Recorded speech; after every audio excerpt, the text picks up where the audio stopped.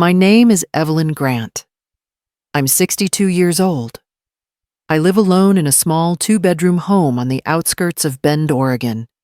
And for nearly 30 years, I didn't think of myself as a person with wants of her own.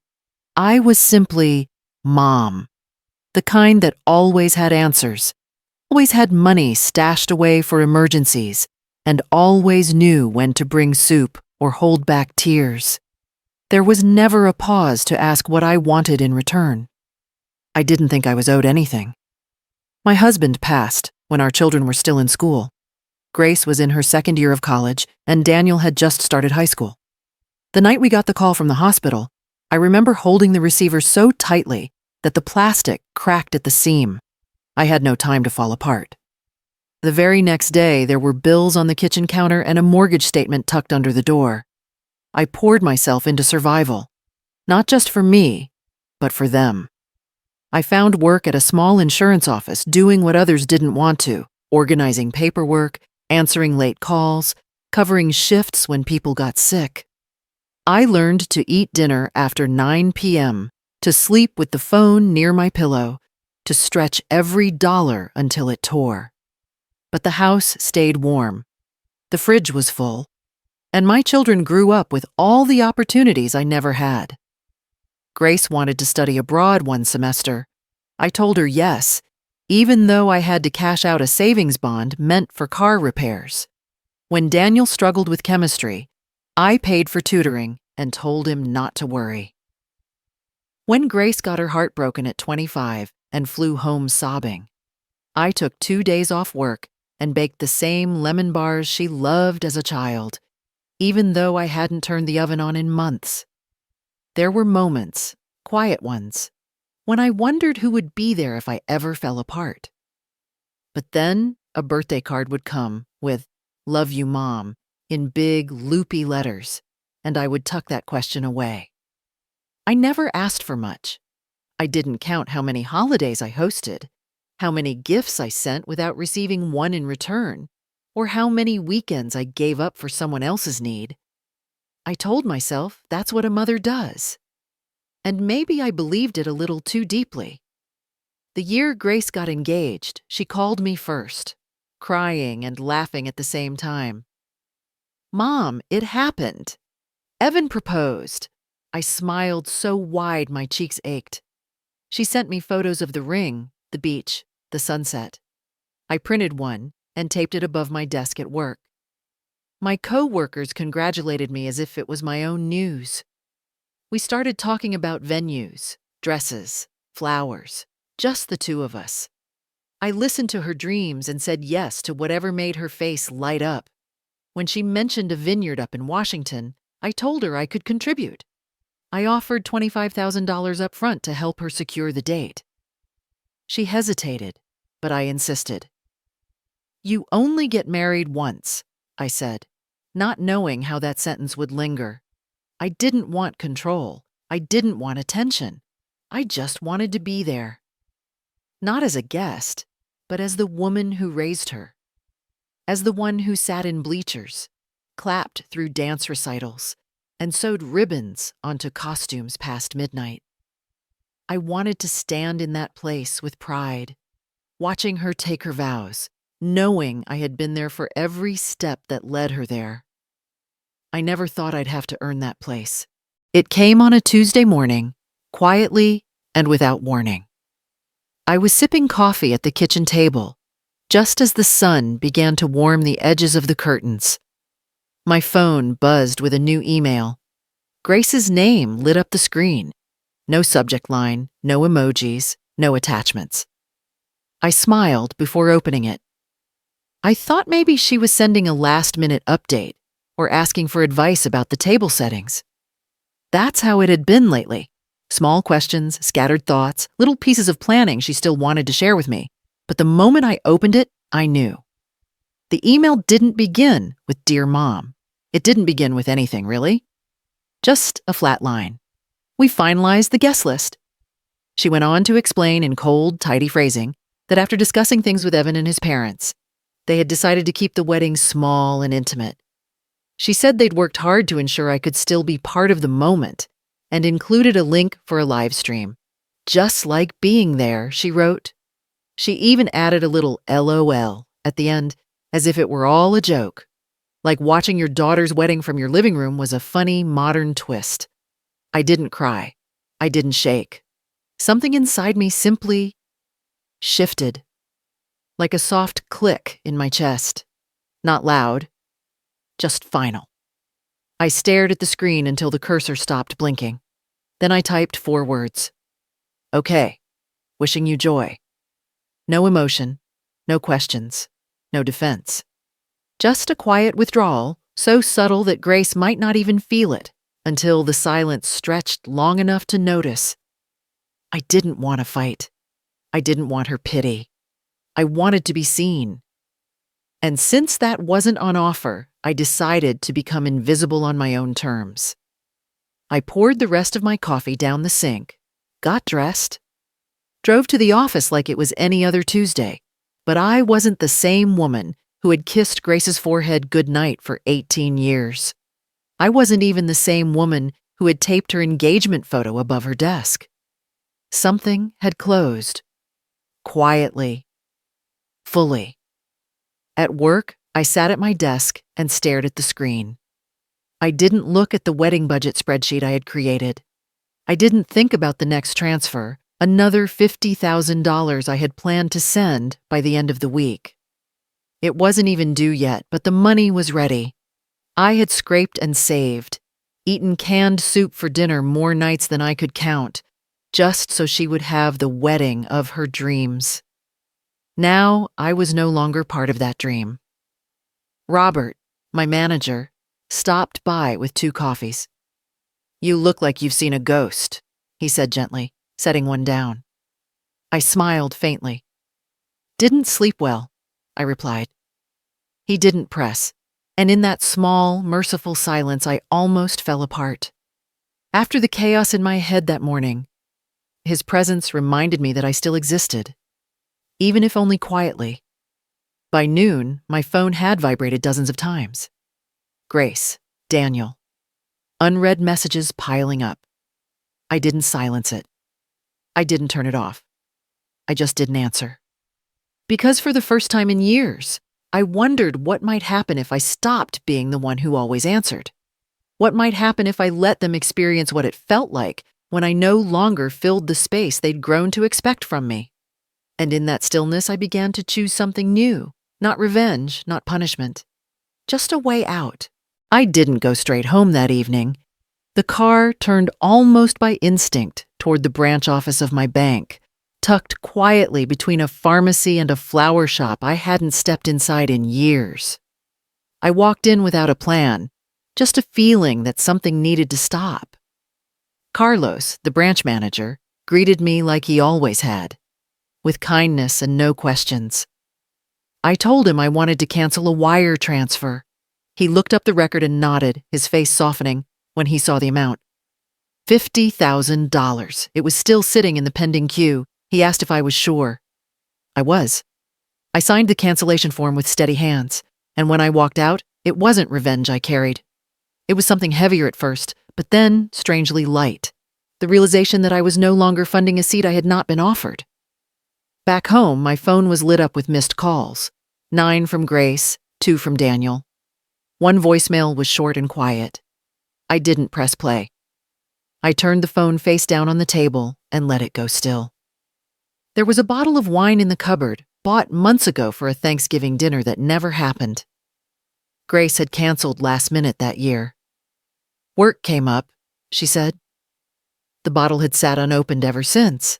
That night, I opened it. I sat on the porch in silence as the sky dimmed and the wind moved through the trees with that gentle springtime rustle. A neighbor's porch light flicked on across the street. The world kept turning. I thought about the years that had brought me here, the weekends traded for overtime, the birthday cakes baked alone, the vacations postponed, the shoes never bought. I remembered setting out holiday plates in case someone changed their mind last minute.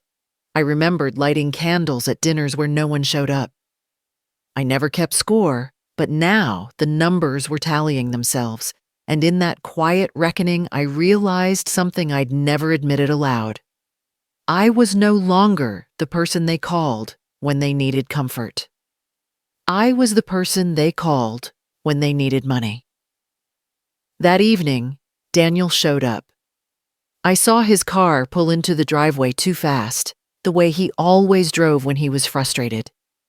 He didn't knock, just opened the door like he used to when he was a teenager, and didn't want to talk but didn't want to be alone either. He stood in the entryway with his tie loosened and his phone still in his hand. I remember his eyes more than his words. There was frustration, a kind of disbelief. He asked why I wasn't answering. He said Grace was upset, that I was making it harder than it needed to be, that I should at least think about the consequences. He used words like tradition and family and obligation, but all I heard was, "We still expect you to show up for us, even now." And I couldn't. Not after what had been said. Not after what hadn't been. I looked at him and felt something shift again. The son I once rocked to sleep had become someone who saw me only as a piece in someone else's crisis, not a person, not a mother, just the money. I didn't raise my voice. I didn't cry. I just told him to leave. Quietly, clearly, without any venom. He paused, just long enough to let the weight of the moment settle. Then he walked out, shutting the door with a careful click. And when the silence returned, I stood in the center of my living room, no longer a mother on call, no longer a woman trying to earn her place, and felt something unfamiliar but unmistakable. I felt free. The next morning began before the sun had fully reached the curtains. I sat in my kitchen, the old kettle humming softly, its whistle just shy of sharp. I didn't check my phone. I didn't need to. Something told me the noise would find its way in, regardless. And it did. 43 missed calls. 11 voicemails. Dozens of texts. The earliest were polite, clipped, still confident. Grace asking if I had seen her message, then urging me to reconsider, then asking again. By midday, her tone changed. The venue called. The payment didn't go through. We're going to lose our date. And later, "This isn't funny, Mom." I didn't respond. I read each message only once. Not to gather information, but to hear the shape of her panic. I imagined her pacing, her voice tight, her fiancé beside her with questions she couldn't answer. And then came the long email. The subject line, "Please don't ruin my wedding." It was formal, almost rehearsed. She acknowledged my feelings about the live stream decision. She said she understood if I was hurt, but called my decision disproportionate. She outlined the dominoes. If the payment wasn't made, the venue would cancel, the caterer would walk, and Evan's parents would never forgive the embarrassment. Toward the end, there was a line that made me pause, not because it hurt, but because it revealed more than she meant to. She wrote, "We can revisit the idea of you attending if that's really what you want, but we need to stabilize things first." It was a negotiation, not an apology, not an opening of the heart. A transaction, as though my place in her life had a dollar value attached, and she was willing to talk terms now that the numbers had changed. I didn't close the email right away. I let it sit on the screen while the kettle boiled dry behind me. I just stared, taking in the tone, the structure, the way my daughter had learned to write around emotion without ever touching it. Then I clicked archive and opened a book instead. That day at the office, Robert passed by my desk again with 2 containers of takeout from a new Italian place, downtown. Normally, I would have smiled and declined, but something in me had softened. No, not softened, realigned. I said yes. We ate in the break room while rain tapped the windows. He talked about his grandchildren, how exhausting it was chasing them around, how much he loved it. His eyes shone when he described the way his youngest said "grampy" with 2 missing teeth. After a while, he looked at me, quietly, like he'd been watching for a while, and said, "Forgive me, Evelyn, but you seem lighter today." I nodded, not quite ready to explain why. But when he asked if I was okay, I found myself telling him more than I meant to. Not the full story, not every bruise. Just enough to lay the shape of it on the table between us. A daughter, a wedding, a line I had finally drawn. He didn't offer advice. He didn't try to spin it into something positive. He just listened. And before we went back to work, he said something I still carry with me. Sometimes the hardest thing you'll ever do is stop carrying someone else's comfort like it's your job. That evening, the house was quiet. The porch light clicked on without me asking. I didn't check my phone again, not because I didn't care, but because I had already heard everything I needed to hear. It had been 3 days since the bank visit. By then, the messages had slowed, not because the panic had passed. If anything, I could feel the urgency tightening, but because there was nothing left to say that I hadn't already chosen not to answer. The silence became its own kind of presence. Not passive, not aggressive, just solid. And I think that unsettled them more than any confrontation could have. I spent that weekend tending to quiet things. I trimmed the rosemary bush out back. I took a walk to the small farmer's market where a woman with sun-lined cheeks sold homemade jam. I repotted the snake plant in the living room. I folded blankets I hadn't touched in months. I moved through the hours with care, not to pass time, but to reclaim it. On Sunday afternoon, just as the wind began to pick up, the doorbell rang.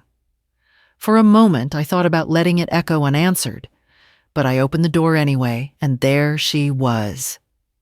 Sophia. She looked older than the last time I'd seen her, though still unmistakably herself. Grace's best friend since 5th grade, the girl who used to come over after school, hang her backpack on the same kitchen chair and ask if I had any cocoa mix left. She once called me her second mom. Now she stood on my porch like someone carrying a message they didn't want to deliver. "Hi, Mrs. Grant," she said quietly. I hadn't heard anyone call me that in a long time. I stepped aside and gestured toward the kitchen. She followed, hesitating at the doorway like the air still remembered who she'd been when she was last here. I made us tea. She watched the steam rise from her cup, but didn't touch it. For a while, we sat in silence. I didn't ask why she was there. She didn't offer it. Eventually, she spoke. "She's not doing well," she said softly. I said nothing. "They lost the venue. The florist backed out. Andrew's parents are furious. She's falling apart." Still, I waited. "She doesn't know how to fix it," she added, looking down at her hands. "But she asked me to come. She thought maybe I could—" She trailed off. I looked at her, this young woman who had once called my kitchen her second home. Her face was open, kind, unpolished by performance. "Is there something she can say to make it right?" she asked. It was a question loaded with hope, but her voice was careful, like even she knew the answer. I didn't respond right away, because in that moment I wasn't angry. I wasn't even sad. I was simply clear. I had spent decades speaking gently into chaos, holding families together with hands that trembled only in private. I had swallowed blame, bent schedules, rewritten boundaries, all for people who believed my sacrifices were part of the furniture, always there, always expected. Now, someone was asking what words could undo all of that, and the truth was, there weren't any. Not anymore. I looked at Sophia, not unkindly, and said, "People who love you don't wait until you walk away to see you." Her shoulders dropped, not in defeat, but in understanding. She didn't argue, she didn't plead, she only nodded, quietly. Then she stood, touched my shoulder gently, and thanked me. When she left, the house was quiet again. But this time, the silence didn't feel hollow. It felt earned. And as I washed the empty mugs, I realized something I hadn't allowed myself to know before. Grace hadn't sent Sophia to reach me. She'd sent her to confirm that I was really gone. It happened 2 weeks later, quietly, without announcement. No invitations, no new photos, no public updates. Daniel mentioned it in passing during a brief voicemail I didn't return. "They went ahead with it," he said. "Small ceremony, backyard thing, just a few people." I didn't know what day it took place until afterward. I pieced it together by what didn't happen. No knock on my door, no bouquet left on the porch, no call asking where I had been. The silence wasn't loud anymore. It was deliberate. I didn't cry, not because it didn't matter, but because I had already grieved the version of that day I had imagined for years. In that version, I was seated in the front row.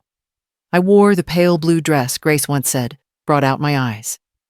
I helped her pin back the loose strand of hair that always curled near her temple. She squeezed my hand before walking down the aisle, not out of fear, but as a quiet thank you. In that version, my presence was a given, not a gift she could choose to decline. But that version was gone, and what remained was not heartbreak. It was clarity. The wedding happened, or something resembling one. A makeshift event in someone's backyard, with folding chairs and plastic runners and a playlist instead of a quartet. According to what little filtered through, Evan's parents were cold the entire time. The officiant had to be rescheduled last minute. The florist canceled completely. They used supermarket bouquets. None of that mattered, though. Not really. Not to me. Because for the first time in decades, I didn't feel responsible for patching the holes. I spent that weekend reading. I baked a lemon cake, the same recipe Grace used to request for her birthdays. I didn't make it for her. I made it for me. I cut one clean slice and wrapped the rest for the neighbor across the street, the one who always waves when I bring the trash out. I hadn't spoken to her in months.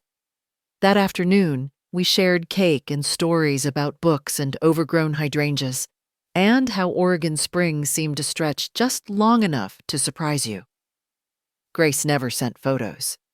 I never asked for them. But on the Monday that followed, a package arrived. A plain envelope with my name handwritten across the front. No return address. Inside was a letter, pages long. Her handwriting had changed, smaller, almost childlike.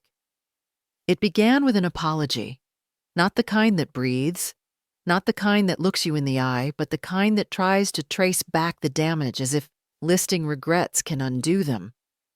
She wrote that she hadn't meant to exclude me, that it all happened faster than she realized, that things spiraled, that she was under pressure, that she didn't know how to stop it once it started.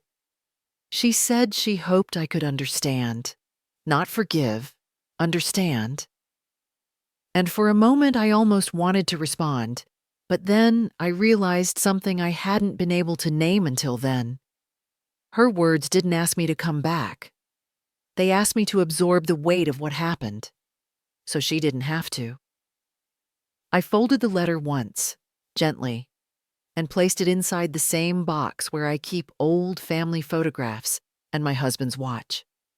Not because it held meaning, but because it belonged to the past now. That night, I turned off my porch light. Not to signal anything, just because I didn't need it anymore. I wasn't waiting for someone to come home. The thing no one tells you about silence is that it isn't neutral. It fills the space you once occupied. It echoes differently for those who thought they'd never have to hear it. It doesn't scream or rattle. It simply stands still long enough for the absence to take shape. That's what happened in the weeks after their wedding. I didn't know the details. I didn't ask.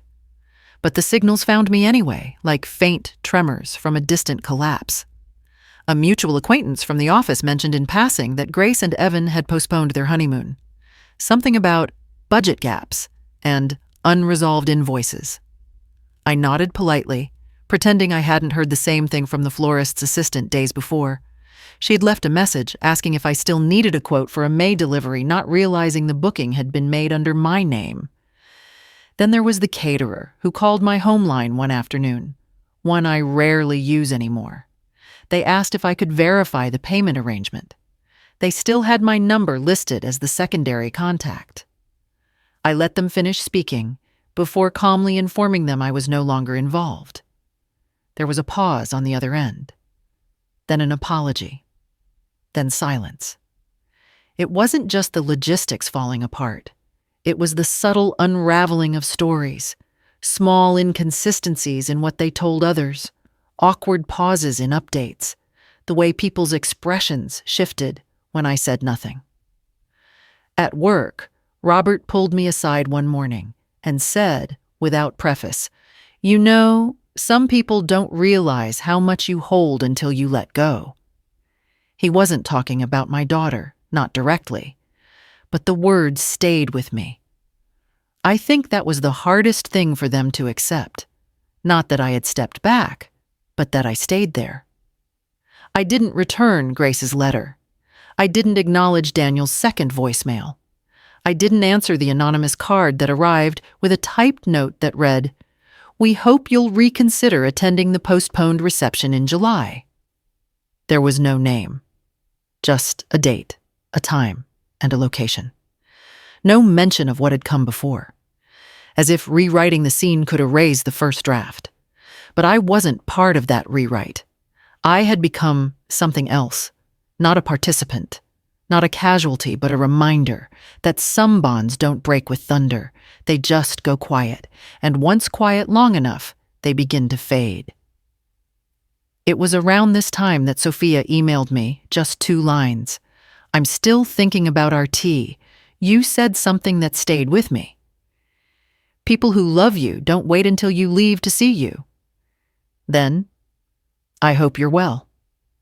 I replied with only this: "I am. For the first time in a long while, I am." Because I was. The evenings became softer. The kitchen, once a stage for someone else's needs, became my own. I started making small meals just for myself, plated with care. I bought a lamp I didn't need but liked. I moved the chair by the window to face the evening sun instead of the driveway, not because I was waiting for someone, but because I wasn't. And in the space where guilt used to live, something unexpected had started to bloom. Peace. It came on a Wednesday, mid-morning, in the form of an accident. I wasn't waiting for it. I had already stopped checking updates, stopped wondering if they'd reach out again. I wasn't tracking their stories anymore, what vendors they had found, what they told others about the shift in plans. I had moved on, gently, with both hands open. But that morning, while reading an article in a quarterly publication I used to contribute to, I saw a familiar name buried in a footnote. It was part of a donor acknowledgement list: event sponsors, former clients, institutional partners. One name leapt out at me: Evan Gregory Holdings, with a note beside it: recent payment reversal, pending litigation. That phrase didn't strike me immediately, but the next did. It referenced a catering vendor I had worked with once, years ago, who I knew had a strict cancellation policy. Curious, I looked up the vendor's business site. They had issued a public statement the week prior regarding an unfulfilled event payment from a private client. The details weren't explicit, but the timing lined up, and the geography matched. Still, I said nothing. I bookmarked the article, closed my laptop, went back to folding laundry. An hour later, my phone rang. It wasn't Grace. It was Evan. I hadn't spoken to him more than a few words in our entire shared history. He always smiled at family dinners, but it was the kind of smile that hovered just above his real thoughts, the kind that performed politeness while keeping distance. His voice was clipped, overly formal. "Hi, Mrs. Grant. I hope I'm not disturbing you." He didn't wait for me to answer. "I was wondering if we could talk, briefly, about some administrative matters. There seems to be confusion over previous arrangements, and we're hoping to clarify a few things." I let the silence stretch. Then he added, "Grace said you might still have access to some vendor contacts. We'd appreciate any assistance you might be willing to offer." There it was. Not an apology, not concern, not even the courtesy of checking if I wanted contact. Just the request. The assumption that I might still step in, smooth over, repair.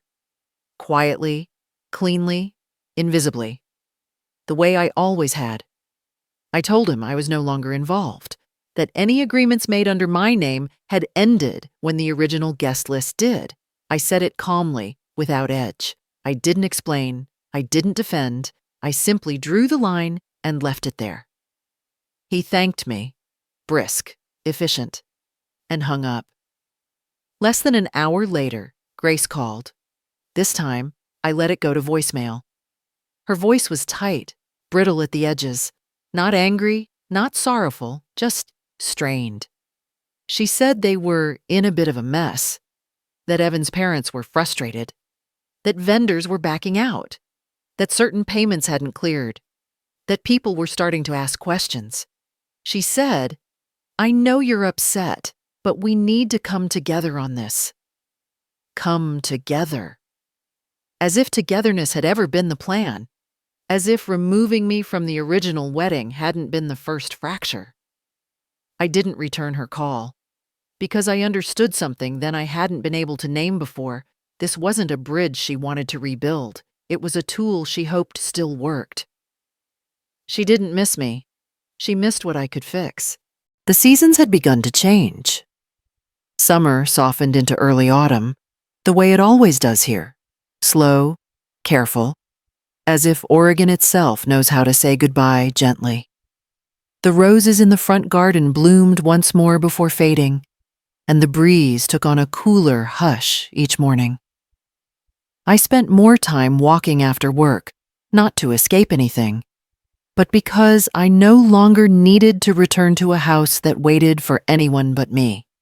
That was when it came. Not a call this time, not a voicemail, but a message. A single paragraph sent from Grace's personal email with no subject line. She hadn't written in weeks. I thought perhaps she had run out of things to ask for. But there it was, dropped into my inbox with the weight of something too carefully arranged to feel real. She wrote that she and Evan were expecting, that it had been unexpected, but now felt right, that they were trying to rebuild, hoping to move forward, and looking at everything through new eyes. And then the line. If it's a girl, we want to name her Evelyn. There was no apology in the message, no ownership of what had happened, no real mention of the wedding, the calls, the silence I had given her as an answer. Just that one line, bold in its assumption, that my name could serve as some kind of olive branch, some sentimental tether, without addressing why it was frayed in the first place.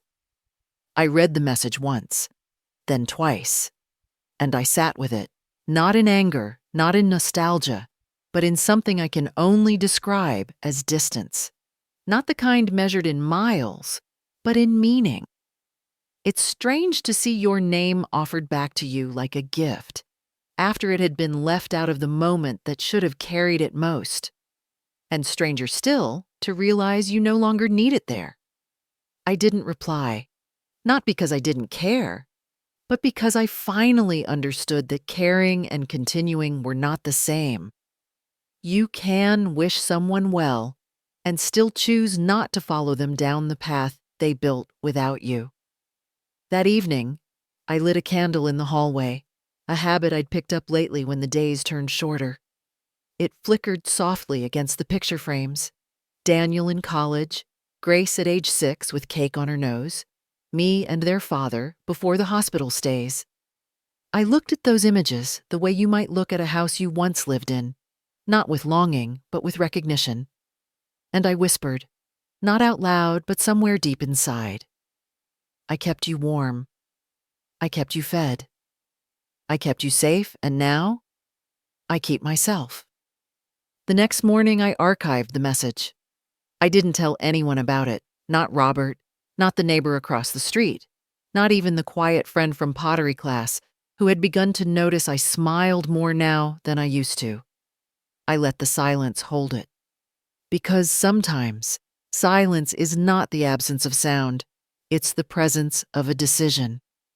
And mine had already been made. The final thing they sent wasn't a letter, it was a photograph. A group shot taken in a rented garden space, the kind meant for baby showers or family picnics. Grace was seated under a white canopy, surrounded by a handful of women. Evan's mother, some cousins, a few new friends I didn't recognize. Her hand was resting on her belly, and someone had tied a pale yellow sash across her shoulder that read, Mama to be. They had sent it in a mass email update, something Daniel must have added me to without asking. The subject line was bright and eager. Exciting news! I looked at the image for a long time. I noticed how no one looked directly at Grace. I noticed the way her shoulders slouched, just slightly, as if she wasn't sure how to hold herself in that space. I noticed the empty chair beside her, and for the first time I didn't feel hurt.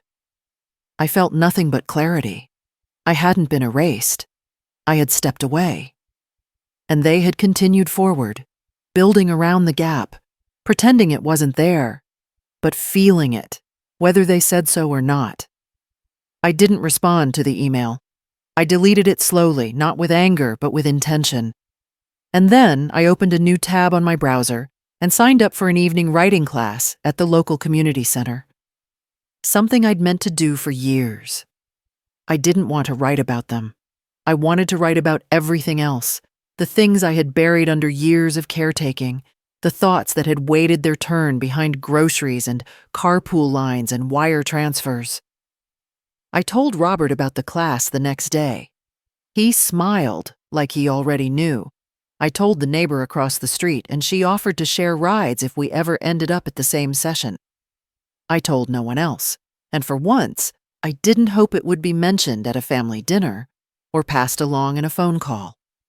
It was mine. That was enough. In the months that followed, the silence between Grace and me stretched, not in hostility, but in peace. A clean line drawn not out of punishment, but out of recognition. There are some distances that protect more than they divide. I still keep the old photos. I still remember the birthdays. I still wish her well. But I do not wait for invitations. I do not reach for crumbs. I do not tether my worth to someone else's comfort. And I do not explain, not because I've shut the door, but because I no longer need to prove that I belonged inside. I used to think love meant waiting. Waiting for the phone to ring. Waiting for a holiday to feel whole again. Waiting for someone to remember what you never stopped giving. There were years, entire seasons, where I lived with one foot in the past and one hand still outstretched, hoping for the kind of warmth that came unasked. But not anymore. Now I walk most mornings before the city wakes. I take the long way around the lake, not because it's efficient, but because the water still mirrors the sky, and that reflection reminds me I'm still here, still changing, still mine. People nod as they pass. Some know me by name, some don't. I stop at the corner cafe where the barista doesn't ask who I'm waiting for. She simply asks how I take my tea. I sit at the back table with the chipped corner and journal in silence. Pages fill with things that have nothing to do with regret. They're about light and scent and memory. About the weight of quiet joy. I do not talk about the wedding anymore. I do not explain the silence between my children and me. It exists. That is enough. Sometimes Daniel sends updates. A photo of his daughter on her first day of school. A text saying, "Hope you're well, Mom." I reply with a thumbs up or a kind sentence, but I don't reach further. I don't ask if Grace is doing okay. I don't ask if they ever speak of me. Not because I'm punishing them, because I've released the thread. Once, I was the woman who pressed my face to the window just in case someone pulled into the driveway by surprise. Now, I keep the blinds open simply because I like the light. I donated the dress I bought for Grace's wedding, the pale blue one she never saw. I brought it to a resale shop 2 towns over. The clerk admired it and asked if it had a story. I smiled and said, "Yes, but it's done now." She nodded, like she understood. At home, I pulled down the engagement photo I'd pinned above my desk all those months ago. I didn't tear it. I didn't hide it. I simply placed it in a box of things that marked one version of my life. And then I lit a candle, not for mourning, but for release. There's no public celebration for the moment you stop living for people who stopped seeing you. But there is peace. And sometimes, that's enough. I never made a grand declaration. No letter returned. No doors slammed. No speech delivered in the rain. I didn't need to. Some endings don't require fireworks. Just stillness. Just the quiet confidence of stepping into a life that no longer depends on being invited back into someone else's. There's a calm that comes when you stop standing at a threshold, waiting for someone to remember you belong inside. These days, I live in small, ordinary rhythms. My home is modest, but it breathes. I've rearranged the furniture, nothing drastic, just enough to make it feel like mine again. I started leaving the radio on in the evenings, just softly in the background, not to fill the silence, but to give it company. I take a pottery class on Thursdays. I've made the same misshapen bowl 3 times and it still collapses near the rim. I keep trying anyway. It's the kind of failure that feels alive. That's new. I've made friends I didn't expect. A retired librarian who teaches watercolor, a woman who left her church but kept her hymns, a widower who tends roses with such devotion you'd think the flowers could feel it. None of them know the full story. They just know me now, not as a mother, not as a role, just as Evelyn. Grace hasn't written again. Daniel still sends photos occasionally, and I still smile when I see them. But I don't ask for more. I don't ask for explanations. I no longer need the story to be told differently. I've accepted it as it was, and more importantly, as it is no longer. I never burned the bridge. I simply walked off it and kept going. And now the path I walk is lined with things that ask nothing of me except to show up and be real. The sky, the trees, the neighbors who wave, the books that wait on my nightstand, the blue ceramic mug that holds my morning tea. I'm not healing to return. I'm not rebuilding to be invited back. I'm living, not in spite of what happened, but because I finally understood I didn't have to stay where I wasn't seen. They may one day tell the story differently. They may say I pulled away too soon, that I was unforgiving, that I gave up on something that could have been repaired. But I know better. I didn't walk away from them. I walked back to myself.